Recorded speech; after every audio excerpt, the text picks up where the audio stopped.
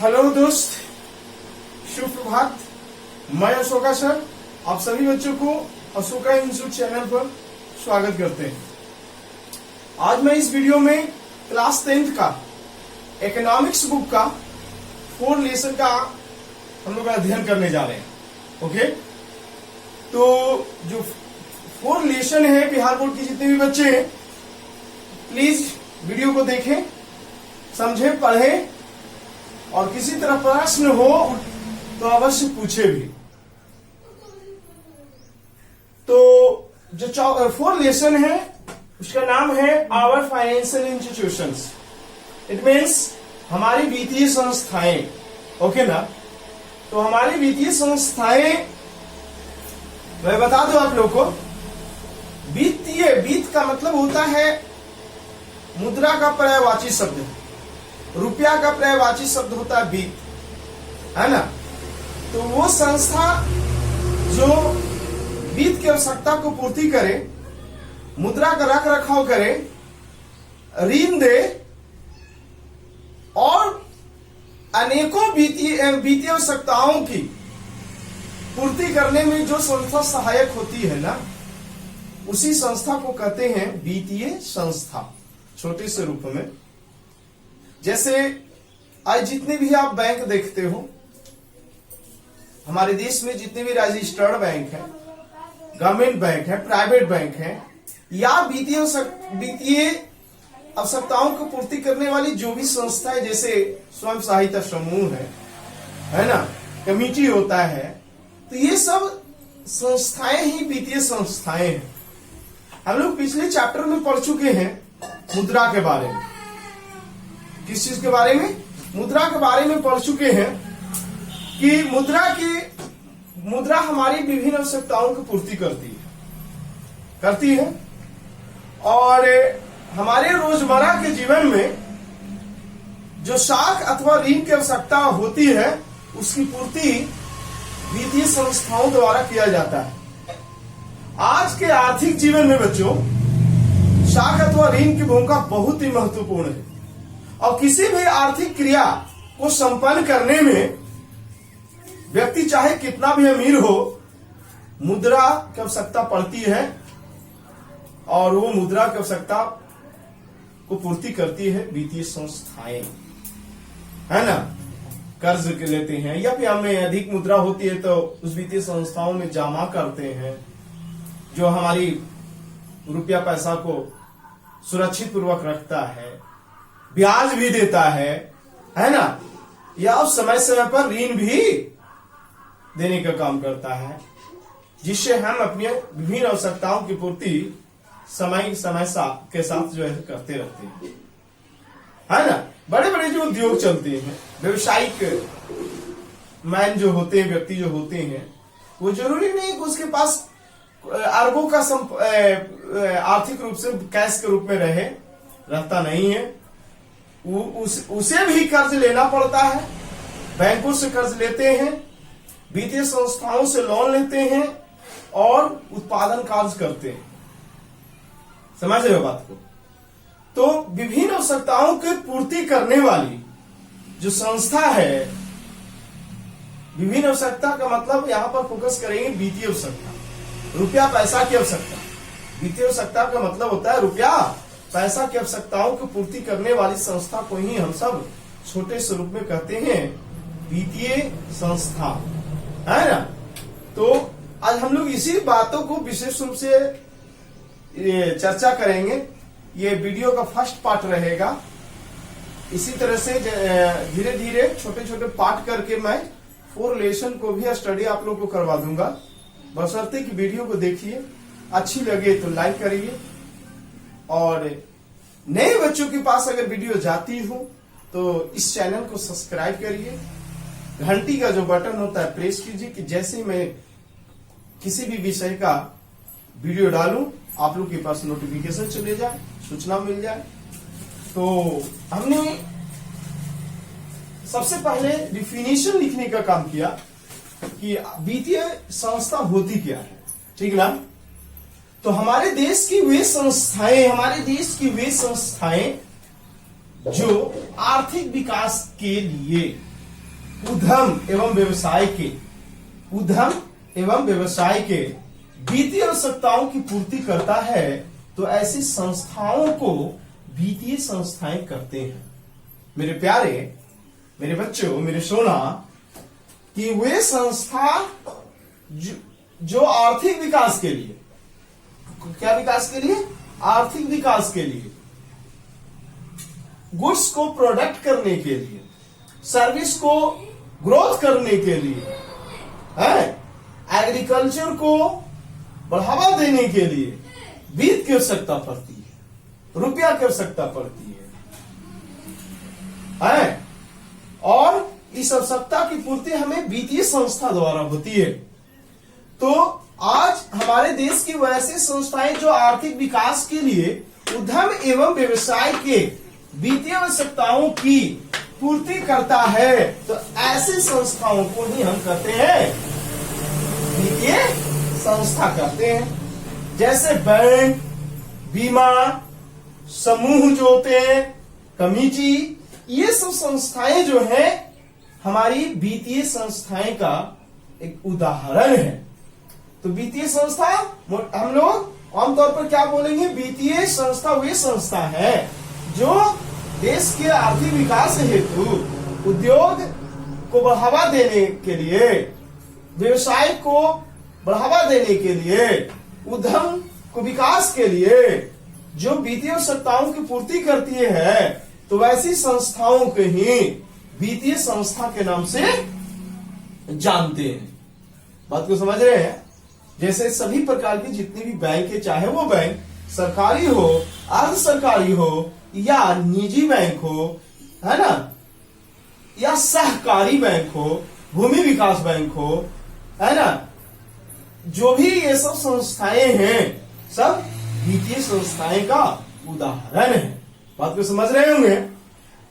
अब है सरकारी वित्तीय संस्था, गवर्नमेंट फाइनेंशियल इंस्टीट्यूशन। तो सरकारी वित्तीय संस्था क्या है? तो सरकार द्वारा, अब देखिए ना, जाहिर सी बात है, सरकारी वित्तीय संस्था किसके द्वारा स्थापित होगी? सरकार के द्वारा स्थापित होगी। किसके द्वारा? सरकार के द्वारा स्थापित होगी। तो सरकार द्वारा स्थापित एवं संपोषित वित्तीय संस्था को ही कहते हैं सरकारी वित्तीय संस्था। जो सरकार के अंडर में जो संस्थाएं वित्त आर्थिक विकास के लिए कार्य करती हो, तो वो संस्था वित्तीय संस्था, सरकारी वित्तीय संस्थाएं के नाम से जानते हैं। मतलब सरकार के नियंत्रण में चलने वाली संस्थाएं, वित्तीय संस्थाएं ही सरकारी वित्तीय संस्था के नाम से जानते हैं। जैसे हमारे देश में अकॉर्डिंग टू योर बुक 19 ऐसे बैंक हैं जो रजिस्टर्ड बैंक हैं, जिसे सरकारी वित्तीय संस्था के नाम से जानते हैं।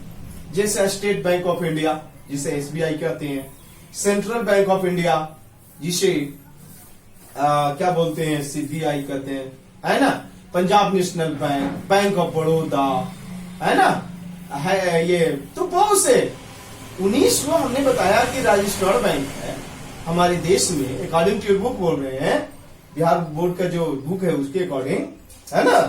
तो जो जितने भी रजिस्टर्ड बैंक हैं वो बैंक सरकारी वित्तीय संस्था के नाम से जानते हैं। और ये सभी बैंक सरकार के नियमों के आधार पर उसी के द्वारा स्थापित होती है और उसी के द्वारा संपोषित होती है ना। आगे जो भी नियम होते हैं सरकार द्वारा लागू होती है। तो ऐसे वित्तीय संस्था को सरकारी वित्तीय संस्था के नाम से जानते हैं। ध्यान में आया होगा ना। अब है अर्ध सरकारी वित्तीय संस्था, semi government financial institutions, the English meaning. अब तो अर्ध सरकारी वित्तीय, अर्ध का मतलब क्या होता है? आधा, है ना। तो ऐसे वित्तीय संस्थाएं जो सरकार के केंद्रीय बैंक, सेंट्रल बैंक, जैसे हमारे देश में भारतीय रिजर्व बैंक ऑफ इंडिया, ये सेंट्रल बैंक है, ये बैंकों का बाप है, मतलब बैंकों का मालिक है सेंट्रल बैंक। सेंट्रल बैंक ही बैंकों के नियम को निर्धारित करने का कार्य करती है ना। सेंट्रल बैंक जिसकी स्थापना 1 अप्रैल 1935 को हुई, 1 अप्रैल 1935 को। तो जो ऐसी वित्तीय संस्थाएं जो सरकार के केंद्रीय बैंक यानी आरबीआई जिसको बोलते हैं के निदेशन में उसके द्वारा स्थापित मापदंड पर समाज के लोगों की वित्तीय आवश्यकताओं की पूर्ति करे। मतलब अर्ध सरकारी वित्तीय संस्था जो किसके अधीन रहता है, तो सेंट्रल बैंक केंद्रीय बैंक के अधीन रहता है, उसी के मापदंड पर उसके द्वारा कार्य करती है, लोगों की वित्तीय आवश्यकताओं की पूर्ति करने में मदद करती है। तो ये संस्था को कहते हैं अर्ध सरकारी वित्तीय संस्था। बात को समझे होंगे कि अर्ध सरकारी वित्तीय संस्था वैसा वित्तीय संस्था को कहते हैं जो सरकार के केंद्रीय बैंक बोले तो आरबीआई भारतीय रिजर्व बैंक ऑफ इंडिया जिसको बोलते हैं के निदेशन में उसके द्वारा स्थापित मापदंडों पर, मापदंड मैंने कहा नियम के आधार पर समाज के लोगों के बीच वित्तीय आवश्यकताओं की पूर्ति करने का जो कार्य करती है जो संस्था, उसे कहते हैं अर्ध सरकारी वित्तीय संस्था। जैसे क्षेत्रीय ग्रामीण बैंक, क्षेत्रीय मध्य ग्रामीण बैंक, बिहार राज्य कोऑपरेटिव बैंक, ये सब जो है अर्ध सरकारी वित्तीय संस्था सेमी गवर्नमेंट फाइनेंशियल इंस्टीट्यूशन का एग्जाम्पल्स है ना। क्षेत्रीय ग्रामीण बैंक, बिहार राज्य cooperative bank, Madhya Gramin bank, ये सब केंद्रीय बैंक के निदेशन में और उसके द्वारा स्थापित मापदंड पर समाज में रहने वाले लोगों के बीच वित्तीय आवश्यकताओं की पूर्ति करती है। ओके, फिर एक और बैंक होता है सूक्ष्म वित्तीय संस्था, माइक्रो फाइनेंशियल इंस्टीट्यूशन। तो उसके बारे में पहले लिख देता हूं और समझाता हूं। तो देखिए बच्चों, सूक्ष्म वित्तीय संस्था, सूक्ष्म वित्तीय सूक्ष्म माने होता है छोटा, इंग्लिश में कहते हैं माइक्रो फाइनेंशियल इंस्टीट्यूशंस, मतलब जो छोटे पैमाने पर गरीब लोगों को कम ब्याज पर समूह आदि के द्वारा वित्तीय आवश्यकताओं की पूर्ति किया जाता है, तो ऐसी संस्था को ही कहते हैं सूक्ष्म वित्तीय संस्था, छोटे पैमाने पर। यहां हमने इसका बारे में लिखने का काम किया कि छोटे पैमाने पर गरीब जरूरतमंद लोगों को स्वयं सेवी संस्थाएं जैसे समूह वगैरह ये सब हो गए, तो स्वयं सेवी संस्था के माध्यम से कम ब्याज पर, है ना, साख अथवा ऋण की आवश्यकता करने वाली संस्था को सूक्ष्म वित्तीय संस्था के नाम से जानते हैं। मतलब छोटे पैमाने पर, बड़ी रकम नहीं, छोटे ही रकम गरीब लोग जो जरूरतमंद लोग हैं, जिसके पास कुछ करने का, उत्पादन कार्य करने का तकनीक हो, ज्ञान हो, चाहे वो कोई भी उत्पादन कार्य हो, कृषि से संबंधित, उद्योग से संबंधित, सेवा से संबंधित, है ना, तो छोटे पैमाने पर गरीब जरूरतमंद लोगों को स्वयं सेवी संस्था के माध्यम से, कौन से भी स्वयं सेवी मतलब समूह ये सबके संस्था के माध्यम से कम ब्याज पर साख अथवा ऋण की आवश्यकता, ऋण की व्यवस्था करने वाली संस्था को ही कहते हैं सूक्ष्म वित्तीय संस्था। इस सिलसिले में कहा जाता है बांग्लादेश का प्रोफेसर, नोबेल पुरस्कार विजेता प्रोफेसर मोहम्मद यूनिस ने, है ना, बांग्लादेश के गरीब ग्रामीण इलाकों में जो गरीब लोग थे उनको, इनके प्रयास से, मोहम्मद यूनुस के प्रयास से बांग्लादेश के ग्रामीण क्षेत्रों में रहने वाले गरीब लोगों को आर्थिक मदद दिया गया, है ना। तो ये आर्थिक जो मदद इनके सराहनीय योगदान से मिला था, वो यही सूक्ष्म वित्तीय संस्था के माध्यम से है। तो छोटे पैमाने पर गरीब जरूरतमंद लोगों को स्वयं सेवी संस्था के माध्यम से कम ब्याज पर ऋण अथवा साख की व्यवस्था करने वाली संस्था को कहते हैं मेरे प्यारे सूक्ष्म वित्तीय संस्था कहते हैं। ध्यान में रखिएगा इस चीज को, भूल जाइएगा नहीं। अब है वित्तीय संस्था के प्रकार, है ना, how many kinds of financial institutions. तो मेरे बाबू, मेरे सोना, वित्तीय संस्था दो तरह को, एक राष्ट्रीय वित्तीय संस्था जिसे इंग्लिश में कहा जाता है नेशनल फाइनेंशियल इंस्टीट्यूशंस, और सेकंड होता है राज्य स्तरीय वित्तीय संस्था, स्टेट लेवल फाइनेंशियल इंस्टीट्यूशंस। राष्ट्रीय वित्तीय संस्था वो केंद्र स्तर पर बड़े पैमाने पर वित्त की देख रेख करता है, प्रबंध करता है, तो वहीं राज्य स्तरीय वित्तीय संस्था किसी भी राज्य लेवल पर जो वित्तीय संस्थाएं होती है तो उसे राज्य स्तरीय वित्तीय संस्था कहते हैं। हालांकि हम लोग दोनों के बारे में डिटेल पूर्वक जानेंगे। तो हमने आज केवल राष्ट्रीय वित्तीय संस्था का डिफिनेशन लिखा। मैं बता दूं आप लोग को कि डिफिनेशन भी आएगा, ये सब आता रहता है, 2 मार्क्स का रहता है ना।